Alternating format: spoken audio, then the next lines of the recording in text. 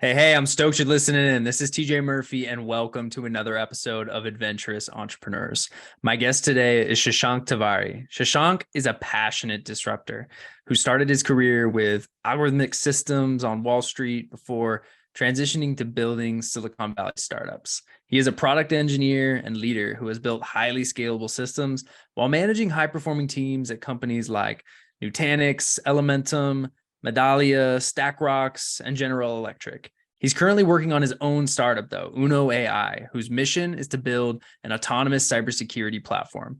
Just a few of the golden takeaways Shashank shares in this episode are the future of cybersecurity, how to create consistent action in your life, appreciating the journey, and the value of deep learning and fostering meaningful personal connections.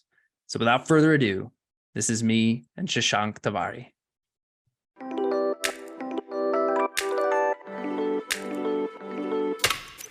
Welcome to the Adventurous Entrepreneurs Podcast. I'm your host, TJ Murphy. Since quitting my corporate 9-to-5 and starting a business while backpacking through Asia back in early 2017, I've had the privilege of learning from some incredibly adventurous entrepreneurs. Through these conversations and my own journey, I've learned that much like in life, entrepreneurship is an adventure. On this podcast, I explore the journeys of top-performing leaders in their fields. These wide-ranging conversations include tactical business advice, how I built this insights, lessons in leadership, life hacks, travel stories, favorite hobbies, and insights into living a purposeful and joy-filled life. Adventures await us, so let's dive in.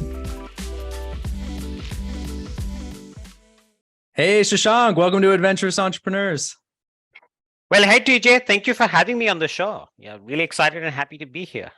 Yeah, I'm really excited too. I appreciate you being here and looking forward to getting into your story a little bit. So, from Wall Street to Silicon Valley, you've been involved in some incredibly disruptive projects and companies over the years. So I'm excited to talk about how you found success, not only in business, but life at large. And before we dive into that, though, I do always like to kind of set the stage. So can we get a bit of background on your journey and the story, at least a bit of it, leading up to you becoming the adventurous entrepreneur you are today?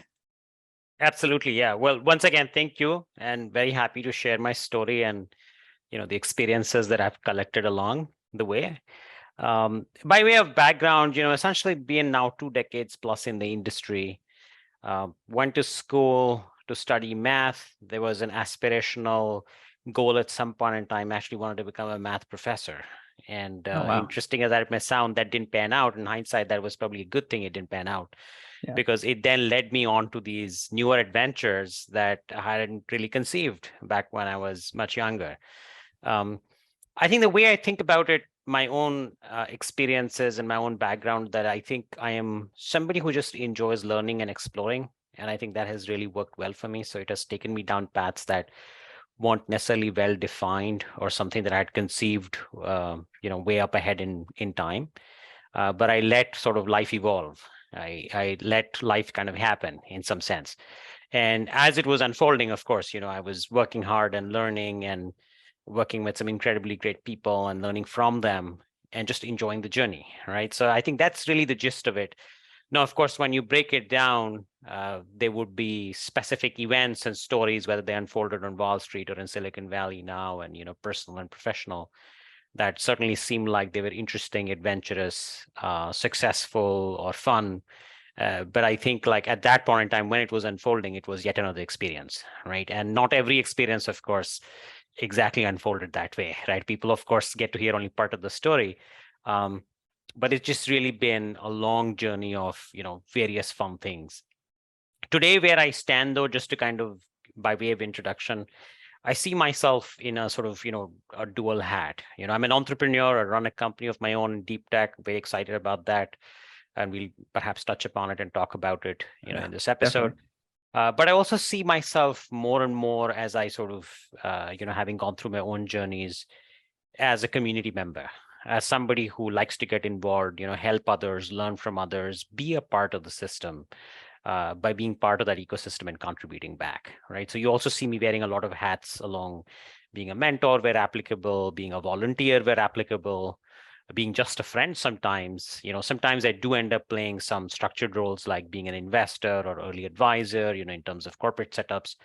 And in some cases, I just get involved because I think that I can add some value, right? And I also kind of benefit out of it, just being part of those interesting corporate, social, personal adventures that people go through. So I'm kind of wear that dual hat, and I try to balance between them. There's intense work-related pieces, but also I do like to consciously make time to do things from a social standpoint, from a community standpoint.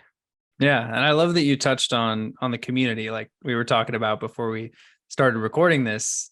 For me, it wasn't until I really found my tribe and built community and really leaned into the fact of that's where I get the most joy and the most value, is not only having a community around me, but being of service to my community, both locally, online, through this podcast, through the various online networking groups that I'm a part of within my company at Height Digital.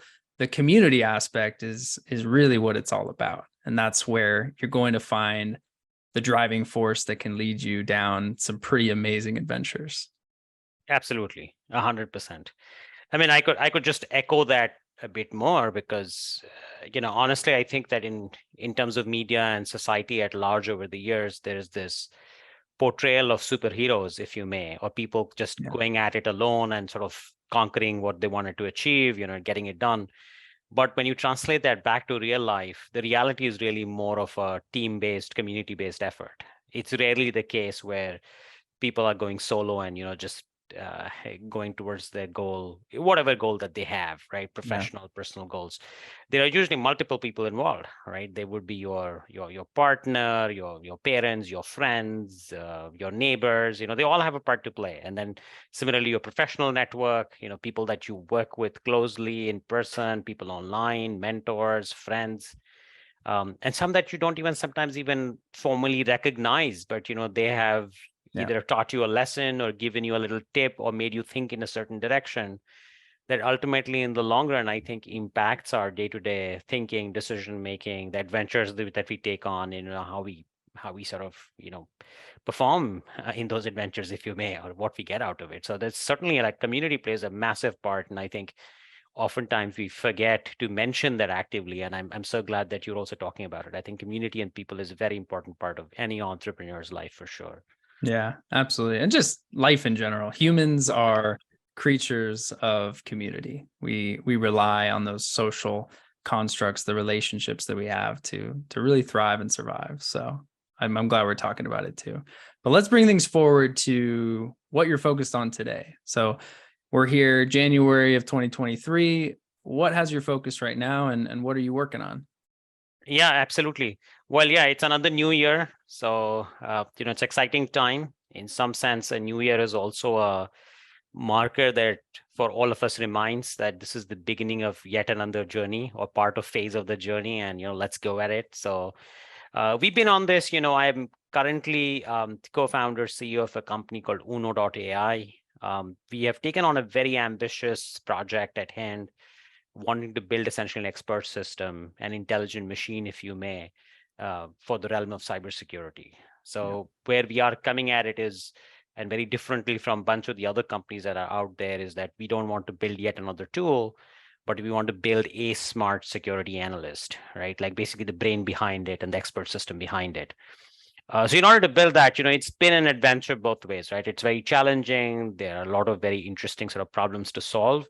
And there's also the company building process, right? Of putting the company together, making the right hires, getting the right investors, customers on board, and just iterating through it.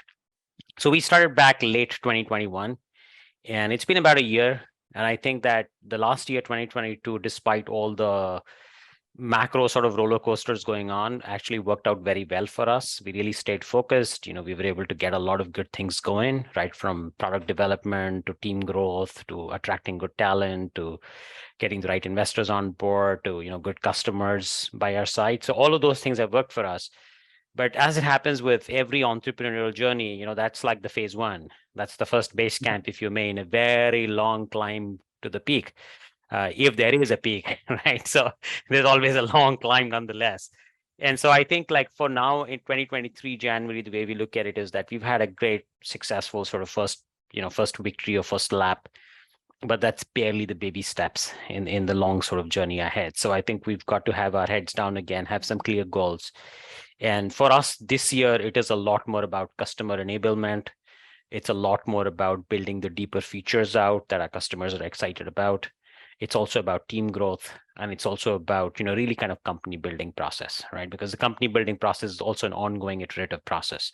You build the initial team, then you bring on the next set of leaders, and you kind of structure it in a way that it can become a machine that self-sustains, grows, and becomes a fun place for everyone to grow and enrich their skills and do good stuff. So 2023 is really all about that. It's a lot about just continuing that, but going deeper, going stronger, and having fun also, right, as a part of that whole process. Yeah, absolutely. And cybersecurity is a very important topic right now and will only continue to become more and more important as time goes on. Who are the ideal users of Uno.AI once it's fully rolled out and ready to roll? Yeah, so we sell to enterprises, we sell to essentially businesses. Just going back a little bit to your sort of comment that you made on cyber is increasingly more important. Well, very much so. And I think that the reality, which has been unfolding over the last few years and just accelerating, if you may, is that every business is becoming a digital business, right? And the digital transformation is happening at breakneck speed. What that really means is that almost every business, whether it's financial technology, banking, healthcare service delivery, whether it's your government services, whether it's any kind of other applications that you need either for your personal use or for your business use, to education, to just about every segment is going to become more and more digital. Either it'll become 100% digital on its own, or digital will play a very large part. Even if there's an in-person brick and mortar part of that story, for example, let's just arbitrary pick up healthcare, education, which still are delivered very much in person. There will still be a very large component in both of these that will become digital, right? In terms of digital records, virtual visits, virtual classrooms, and so on and so forth, right? And so whenever you're talking about these digital experiences, we are talking about a lot of data, a lot of valuable information, a lot of valuable transactions that is really happening online, right? It's not happening in the real world, it's happening online. And as it so happens, from the adversarial viewpoint, from really the malicious mind, it's like the bigger pot of gold now to go after, right? And so you're going to see a lot more increase in the types and sophistication of cyber attacks. It's already happening. There's just plenty of those, and they make news every day. But I think that's going to become bigger and bigger and bigger, unfortunately. And so from our standpoint, if you really look at the broad market, I think every business that becomes a digital business is ultimately a potential customer of ours, right? Like sort of in a very broad brush. Now, having said that, when you're a startup and you're building a product, you obviously tend to be more opinionated because, being a small company, you can't just be everything to everybody. Because in reality, if you try to become everything to everybody, you are no one to everybody, because then you don't have a very clear distinction of what exactly is your value proposition. So for us today, we are very focused on a certain segment. We are very focused on those that are extremely digital focused. For example, online SaaS businesses, online banking, digital health, digital public services, any kind of e-commerce, right? Like all of these make great customers for us. We focus a lot on a certain size, at least, because even today, although the cyber sort of vector has become much broader, I think the appreciation for it and the dollars being spent behind it is still in the mid to higher enterprises, not so much in the smaller companies. Not because they don't want to do it, but sometimes they don't have a complete understanding, or they don't have the budgets to be spent there until it's like super, super critical, and which will happen over a period of time, but it's a little further down. So we by design tend to focus more on mid-market upwards, so mid-market and the enterprise. And so I think any company like that, whether it's a online brokerage or in financial services, digital healthcare, insurance company, e-commerce company, SaaS player, records management company, they're all our potential customers, right? And so that's who we sell to. Yeah, and as you said, I mean, these threats and the people that are making the attacks are just going to continue to get more and more sophisticated. And as software like yours rolls out and becomes more accessible, it will be something that, even smaller companies will be able to really leverage highly powerful software and tools to be able to protect themselves. At least that's the hope, right? And you clearly have a deep understanding, and you spent a lot of time learning and understanding artificial intelligence, cybersecurity, startups in general, which you have a lot of experience with. How do you view and approach learning, and how has making the effort to really go deep and learn something at that deep level where you understand it well and you understand it fully allowed you to succeed in business and in life in general? Yeah. I think that's a great question there, TJ, because I think like any domain for that matter, as you already sort of, surmise life in general, and that's very true. I think you need to start understanding things at a level of depth beyond the surface. You need to have an understanding of not only the domain and how it works and what it is built off, and what are the drawbacks and how you use it and leverage it. So there's obviously the sort of theoretical understanding and deep knowledge that you have to build.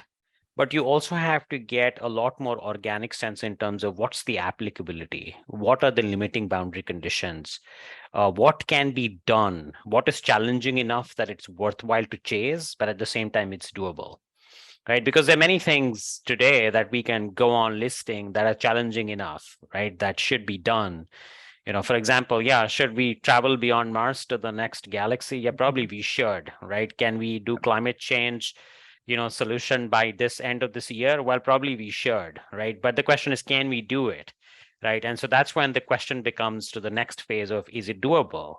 Is it feasible, right? And so I think like when you get deeper into understanding a domain and you start studying it at that level of depth where you start understanding what it's built off, what's premised on this, what is really the limiting factor, I think it allows you to then start looking at that more from the problem solving standpoint.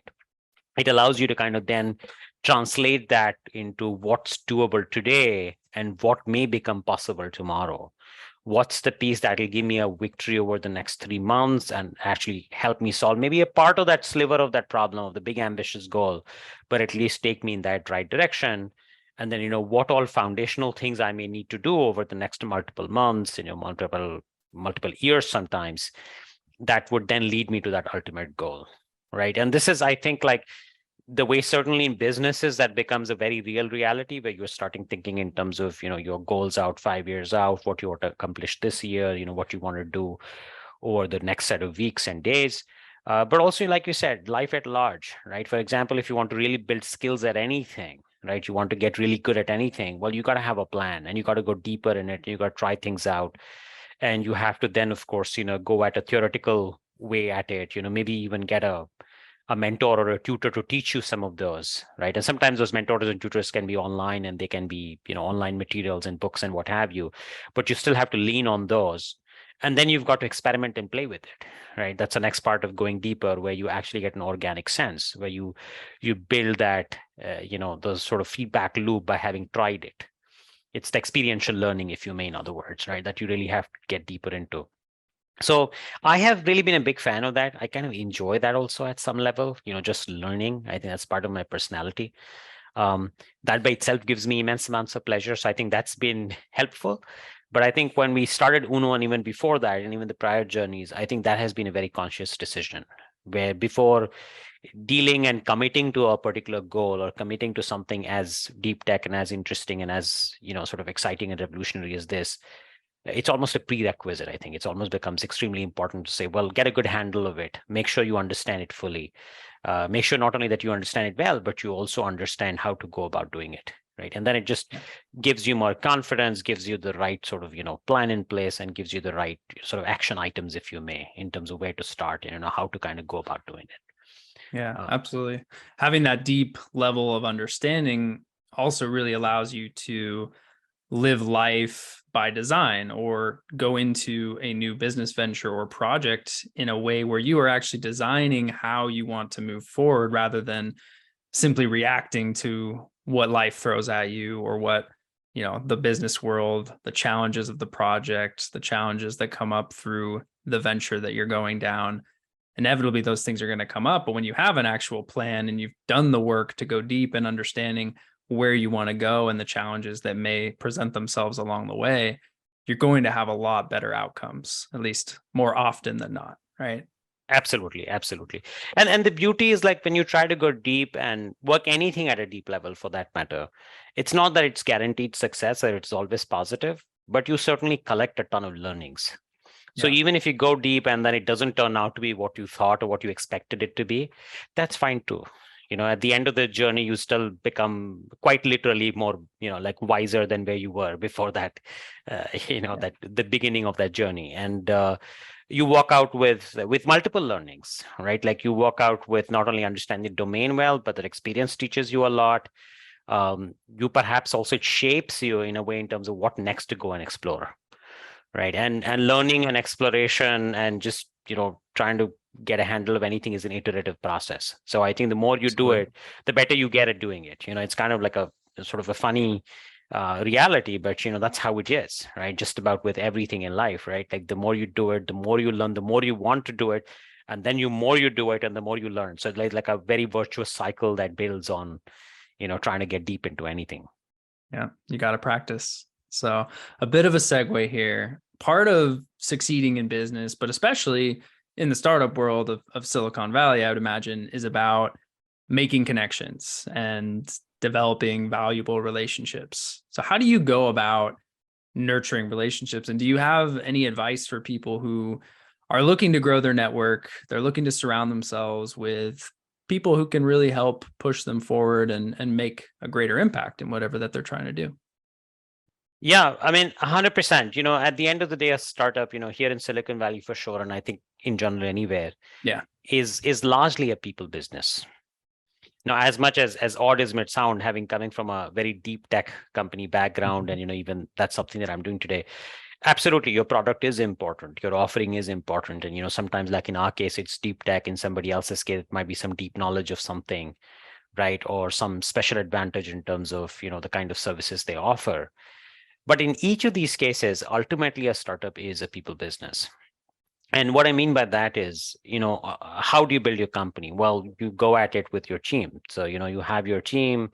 As a team, you guys, the team builds the product, the team delivers to promise, the team conceives things together, the teams imagines, what should be done. Then you've got your customers, right? The customers who trust you early on, the customers who then become your champions. Then there are the investors, right? And then there are various other members of the community, right? Like your mentors, your external partners. In each of these cases, it's really about people, right? Because when you start a business, you really have nothing. All you have is you and maybe a couple of other people with you, right? So what you're really offering out there is your earnestness and yourself, which is basically your personal things that you bring to the table.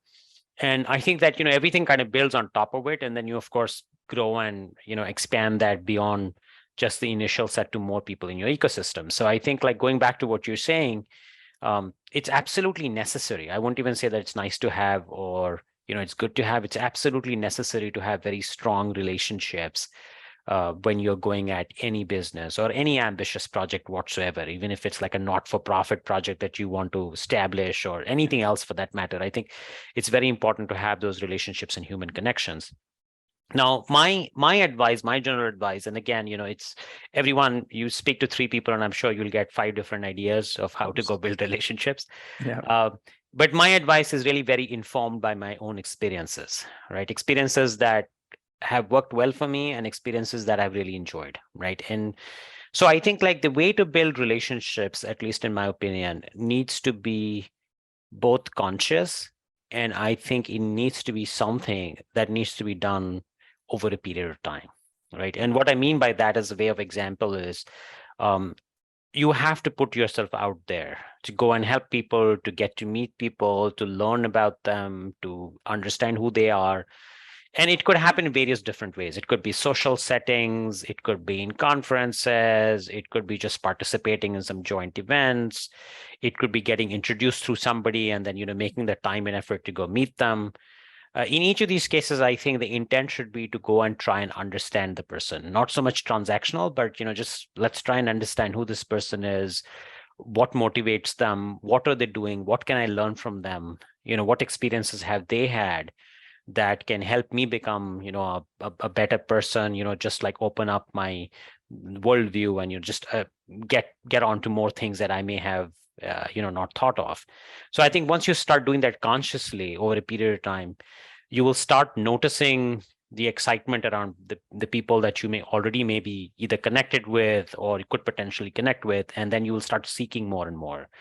Right. And for me, at least, that worked quite a bit over the years because I think I had good success and good enjoyment in doing that. And so I kept on meeting newer people, sometimes, in fact, most of the times with zero expectations, because I was not even sure whether we could do business together or I could work for them or they could work for me or they could become my customers or investors or just friends. 90% of the time, there was zero expectation, but I got to meet a lot of people. And I would just keep meeting a lot more people. And every conversation, I think, enriched me. It would give me new perspective. It gave me new ideas. And just the pleasure of, just getting to know some other interesting stories and, interesting experiences that people have gone through. So I think that's one thing I would very strongly recommend for anyone out there.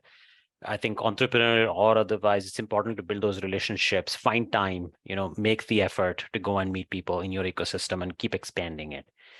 The second part of that puzzle is also that it cannot be just one single interaction, right? And this is something that sometimes becomes difficult in our modern times where everyone's so busy, right? And each one's got their own lives that is keeping them extremely, sort of focused on their own objectives, their own things. So it gets very difficult to make that kind of time where you can meet somebody over and over again, unless there is something very specific. You have the same group, you've got a more close relationship or something going.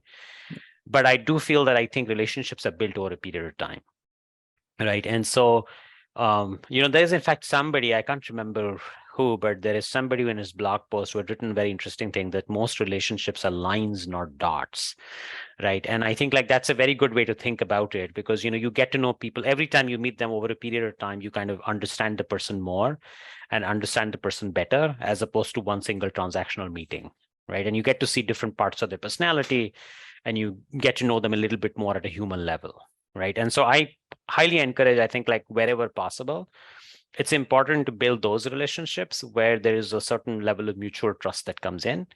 Part of it also happens, I feel, very genuinely, and not because you need something in return or you want something in return, but offering up your own self for anything that could be useful to others, right? It could be anything. Sometimes people just need somebody that they want to talk to. Sometimes it could be a skill of yours that could come handy for them. Sometimes it could be, your perspective that's valuable for them to make a decision, right? But I think the more you offer up your own sort of time and energy, you will see that I think there's a lot of deeper relationship because then they also offer up and you open up and you get to know people.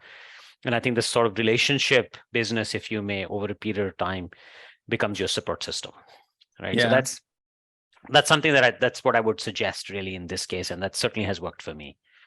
Yeah, absolutely. I mean, you bring all the points that I would recommend too. Is you have to put yourself out there. You've got to find the communities, whether that's online, in person at conferences or events, finding the opportunities where you can get in front of the people and build the relationships with the people that are ultimately going to be meaningful for you. And then not going into it with that transactional mentality, not going in with the expectation that you're going to try to get something out of it, but rather trying to nurture those long-term relationships on a foundation of providing value yourself, like going into every conversation, leaving every conversation while trying to do something to help them, whether that's making a connection, sharing your own experience, knowledge, expertise, whatever the case may be. The more that you can give, the more you're going to gain from that relationship in the long run, and the more it's going to be, withstanding and lead to something that is long-term and can withstand the test of time. 100%. Absolutely. I think that's where the strongest bonds, the most organic relationships get formed. Yeah. So you've had your fair share of wins in the business world, but I'm sure most of these have not been overnight successes. They took incremental progress over time to achieve, right? Absolutely. Absolutely. Yeah. I think the sort of flip side of, a lot of celebration of entrepreneurship and celebration of startup success is that as a society, I don't think it's any individual in particular. We tend to celebrate a lot more the wins, right? We don't often talk about the struggles or the downsides or perhaps the losses. Right now, if you start looking at, and I will speak a little bit to my own story, but just as a sort of precursor to that, if you look at a larger bunch of entrepreneurial phase. They really also pan out pretty much like a normal distribution in the sense that, yes, there are some big success stories, there are some moderate success stories, some kind of a just around break even, and yeah, life happened. In other cases, it's a loss, and then there are cases where there's a massive loss, right? Entrepreneurship actually just didn't pan out for some people at all, for whatever reason, right? Sometimes the macro condition, things didn't work out, whatever it is, right? It could be an internal implosion because whatever, the founders didn't get along well, they ran out of money, something happened, right? Like, so all those possibilities happen. But I think the way to look at entrepreneurship and what has really worked for me is that I think you have to start looking at it less from a success standpoint, but more from a journey standpoint. And oftentimes, for any success that occurs, there are plenty of other failures and twists and turns that have come along the way, right? So, for example, with my own things, I've been on multiple entrepreneurial journeys. Some just didn't pan out at all properly, right? Like some, in fact, they were big, promising, adventurous, exciting things when we got started with it. But they really didn't pan out, right? They didn't turn out to be the way we thought they would be. In some other cases, honestly, I think, one wasn't that excited or hopeful about possibilities, but then, that really panned out. That became the real possibilities. And, one was able to grow on top of it.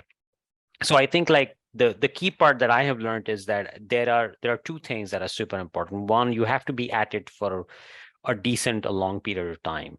There's no such thing as overnight success. There always are some odd stories here and there where people have just had that home run on their first at bat, but that's rarely that really happens. You got to get a lot of hits after hits after hits after hits and misses, and then eventually, sure, you start getting consistently a few home runs, right? And so it's a build up, right? Like it kind of happens over a period of time. And then again, even when you are in your peak, there could be seasons and times when you could become out of form or things just don't pan out for you. But if you walk in with that expectation, like now I do, where you say, well, it's a journey, right? So I need to go and keep getting better at getting my hits. But if I miss it, that's fine, right? I don't need to get any emotional baggage or too caught up in it. I just need to pick my lessons from there, quick lessons, and keep iterating and keep at it, keep hustling through it, if you may, in other words. Sure. I think you eventually get to a point where it looks more like success, right? For everybody and for anybody. So I think there's definitely a elapsed time and iterative effort that is a very big part of this puzzle. Yeah, absolutely. I mean, you can have all the motivation in the world, but unless you put in the reps, unless you set up the systems and make the efforts and attempts to reach your goals, motivation is meaningless. It's going to fizzle away over time. And you have to get going and get into action and have those failures, whether they're small or large, to ultimately find the success that you want to have. So I'm curious, when you're working on a new project or you're going down that path, along that journey, what does that look like for you? Do you have a process that you follow for establishing the habits and the consistent action that you need in order to move forward on something continually? Yeah, absolutely. I've got now sort of nailed that down after so many different years of trying to do that. I think what works for me is that there are essentially two parts to this puzzle. One part is very clear definition, right? And so what I tend to do is I tend to have this longer term goal, like make sure that the North Star, the big humongous goal that we're trying to chase is well defined. And that's usually goes hand in hand with more exact plans that are doable more today and over the next few weeks and next few days. And this whole sort of, the two sides of this puzzle where you're looking at it from a standpoint of the big goal, which keeps you motivated, which keeps you excited for the, the exciting sort of, climb to the summit, if you may, right? Like that's what gets you going every day. You still have to let it unfold on a day-to-day, hour-by-hour basis. And that's where the second part becomes very important. Many a times I've seen that for entrepreneurs, the two don't click in the sense either they have this humongous goal, but they don't break it down into these exact weekly, daily achievables, very clear plans, very clear goals. And then it becomes very fuzzy because then they get very confused in terms of how we're going to get there, right? Like what's the path to getting there? And it can really become sometimes also a reason for demotivation, because after having put a lot of effort over a certain period of time, you feel like, I don't even know if I've made progress, right? So therefore, the second part of the puzzle where you have more detailed things chalked out and planned out, which are the little wins, the small victories, the little bites, I think you have very tangible sort of thing to weigh against and say, hey, am I doing well? Am I getting in the right direction? Do I need to change course? Do I need to go faster? Does it feel good? Right. So like that allows you to kind of think through that. And I quite do that very consciously. In fact, so consciously that that's one of my sort of weekly things to do. I would really have some reflection time on the weekend, see how the last week was, set some clear goals for the following week, and then also have some more intermediate goals, and I encourage everybody in the team also to do that. And then we measure ourselves against that from a standpoint of, again, just getting feedback, right? While we also keep talking about and reinforcing about the big, humongous goal, because sometimes the other bit can also happen where you get very sucked in into those small little tasks, totally forgetting what is it that you had started on this journey for, right? Like you totally forget that there is this big summit to really go, and there's a lot of things to be done, right? So that I think management of the big picture and the small picture, right, and then dynamically managing it certainly sort of helps. And we do that today. I've done that over the years, and I quite like that. I think like it helps me understand on an ongoing basis. Yeah. What gets measured gets managed. So you have to have those systems in place. 100%, exactly. Right. So I think so those are like super critical. And I think I do that very much as a part of habit, and, very much as a part of discipline. Now, there is a second part to that, which may sound marginally contradictory, but something that has worked for me as well is that I do take out time at least once every quarter to kind of question the basic assumptions. Yeah. Now, this may seem a little funny, like, hey, if you have the big goal and you're doing all the planning, why do you need to question your assumptions? Like, why does that even fit in?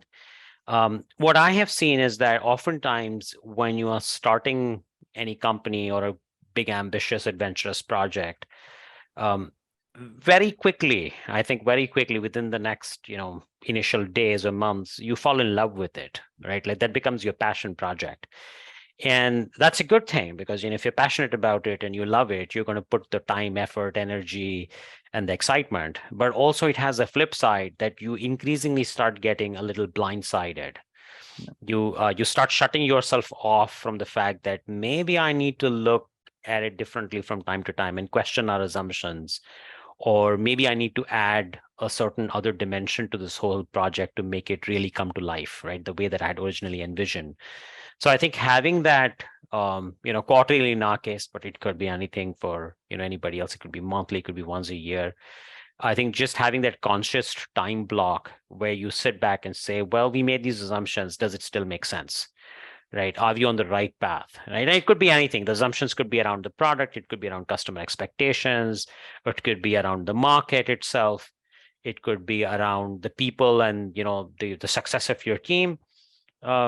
And do it more openly and share about it openly, right? So if you do that, I think it allows you to, again, sort of go back and reset both your small plans and also sometimes your ambitious goal. Maybe now after a few months in, you might feel like we could go even farther. More can be achieved. Or in order to get there to the big goal, it's more difficult than we originally thought. So we got to go harder at it, or take a different route, or try something else out, right? And I think like that becomes very conscious activity for sure. Yeah. So in our conversations leading up to this interview, you mentioned that your personal experiences have taught you that the journey itself is the reward.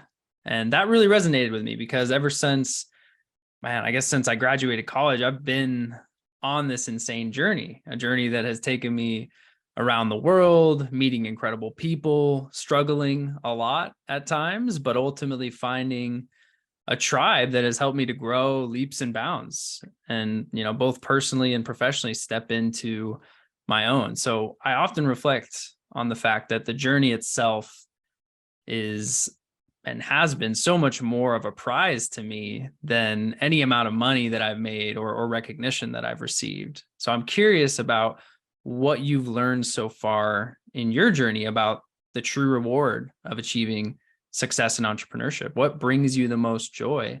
And from what I've seen from you, it's not the money or fame. So what is that ultimate gift that the journey rewards you with? And what do you think people miss when it comes to appreciating the journey they are on with their business? Yeah, I think I'm so glad. I think we're very aligned also on this, that you brought this up. Um, the reality is that, there would be, of course, wins and losses like we spoke about. But wins and losses aren't something that really stays with you for a long period of time, either one of them, right? Yeah. They would give you a little pleasure, a little excitement for that evening or that day or that week. And, then it's back in the blur because you got to move on and you got to do your next thing, right?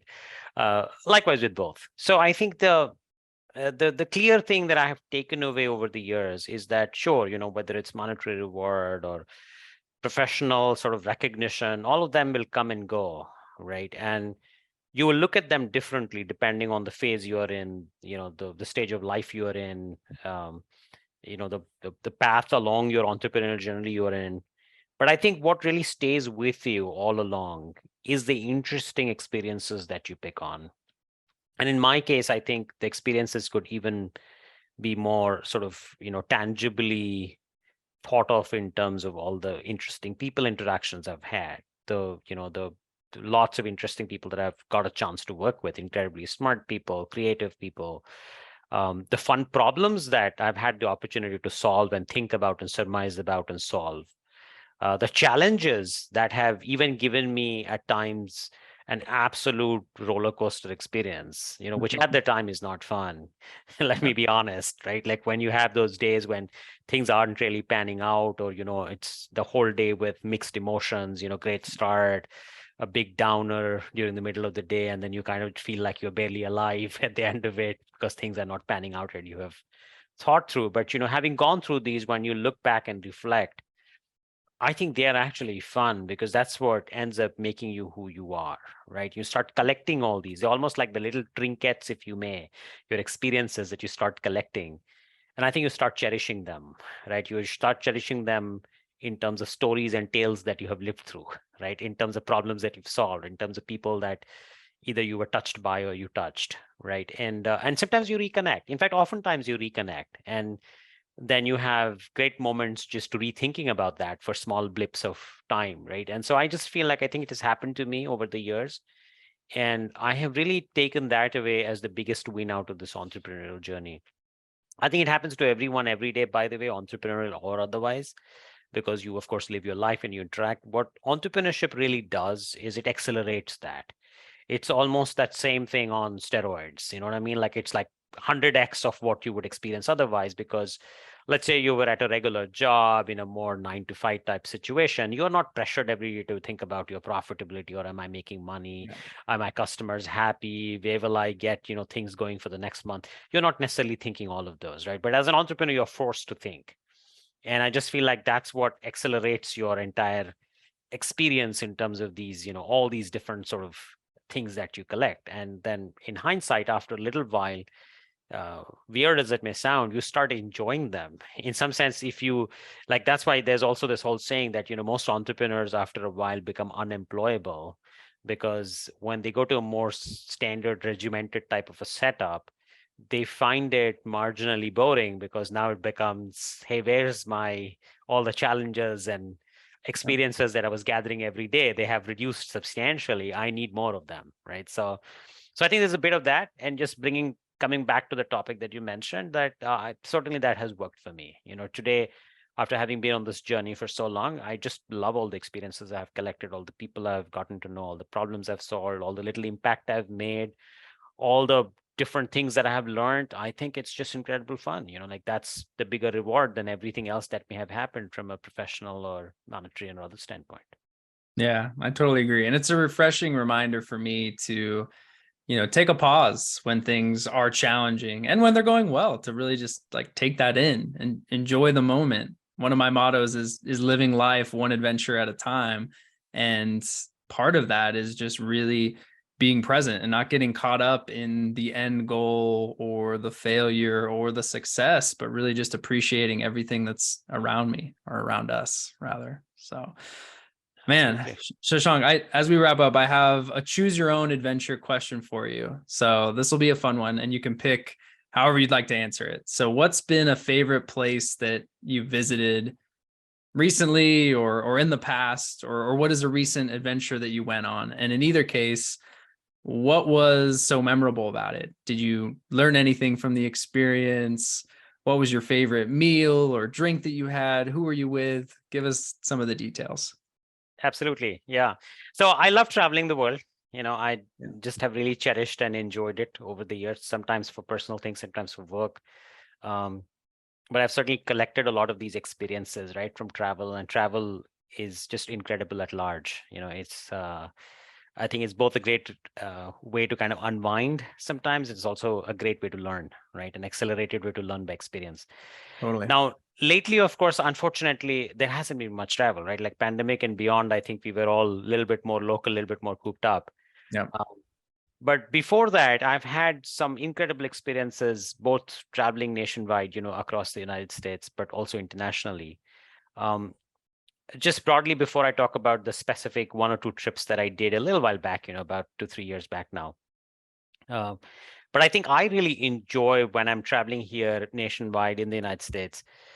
I love that our country has so much of fantastic outdoors to offer. I'm just like a big outdoors person. I just love it. There's just so much variety, right? So I'm based in California. California itself has a ton of interesting outdoors. The Midwest has a ton. South has so many. East Coast has so many. It's just like a country so rich with so many different interesting outdoors. It's just incredible, right? Like there is no end to it. It's so diverse and there's no end to it. You can always find the next one, right? Like that you can go and enjoy. So I really love that. Now, going back to the interesting trip. So I think that one that I found extremely fascinating, and part of the fascination is also because it was totally new for me, was a trip I made to Africa about 3 years back now. Okay. And that was my first trip to Africa. So I'd never traveled to Africa before that. I've traveled quite a bit. I've traveled a ton to Asia and Europe and, Middle East and in and around here in North America. But Africa was my first trip. So when I went there, I was both excited, right? But at the same time, I wanted to go and explore, right? So I was in that adventurous mode. And I had gone actually for a business trip. So this was not a pleasure trip on a safari. It was a business trip. And I'd gone to Kenya in particular, and in the thing that really got me excited out there was the fact that there was just so much access to wildlife and beautiful outdoors. Barely 30 minutes from the city was just amazing and unbelievable. So, most of the stuff that we tend to see here in terms of zoos and going out and, finding that as educational and enriching is pretty much out there in the wild, very, very close by. So that's probably the last place on earth, I guess, where things are still sort of preserved to an extent, right, in their raw form. So I quite cherished that. I quite enjoyed that. That was very refreshing. That was very exciting. I almost had a childlike experience of going, looking at things and, getting thrilled looking at, everything out there, from the wildlife out there to all the fauna to, all the good stuff. And then the other part that I also really enjoyed was, so there, I had really gone as an advisor to a certain large fintech company out there, but they were very gracious. They were extremely nice folks. He was an entrepreneur himself who was very successful, well known in Africa, and he made it a point that every day after long days of work, we would go and explore some local food.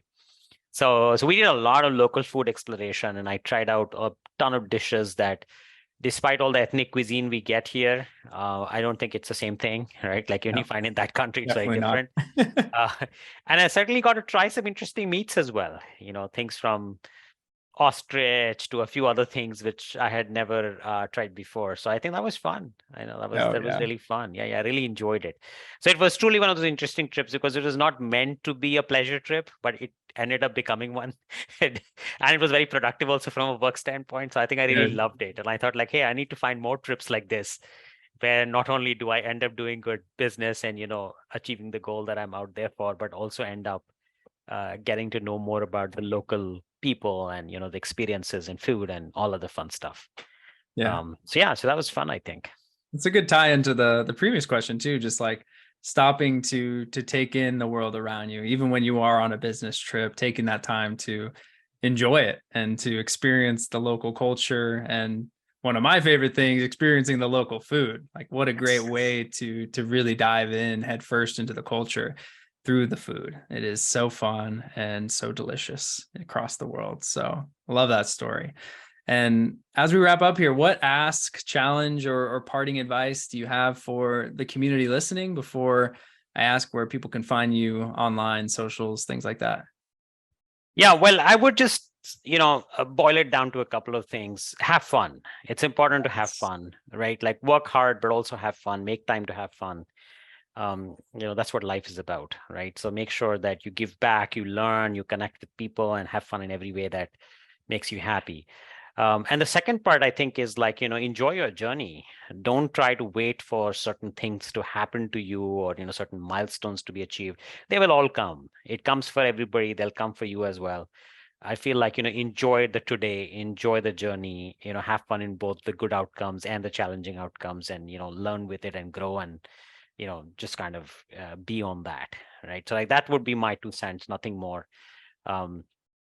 And yeah, I think if you're focused on those, you will last longer, and you will also end up really going down paths that you may not have thought of originally, and it will lead to some interesting outcomes.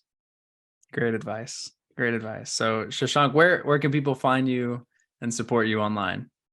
Yeah, absolutely. So our company website is Uno.AI, which is UNO.AI. So you can find stuff about us there on that website. I am on LinkedIn.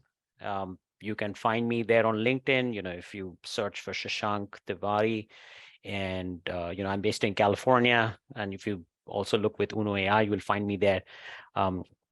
Add me in if there's any way that I can be helpful. Certainly give me a shout out there. I'm not super active on Twitter, but I do have a Twitter handle that I'm active off and on. So, it's Tshanky, Tshanky on Twitter. And so if you prefer and that's your destination, well, give me a shout there, right, on Twitter. Those should be good to kind of find me online. Yeah, and we'll include links to everything in the show notes for those of you listening. And Shashank, thank you so much. This has been incredibly insightful. I love your values. I feel like we're in alignment on so many things, especially on the adventure front, and really appreciating the journey along the way. So I'm beyond grateful that you've joined me on the show, and I'm looking forward to getting this out there for the community to listen to. So thank you again. I really appreciate it. Absolutely. Well, thank you so much again for having me on the show. I really enjoyed, and absolutely thrilled to be here. I'm looking forward to continuing to follow your journey with Uno.AI and whatever comes next down your path.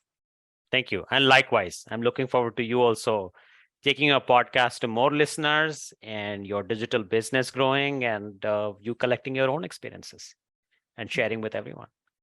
Thanks, man.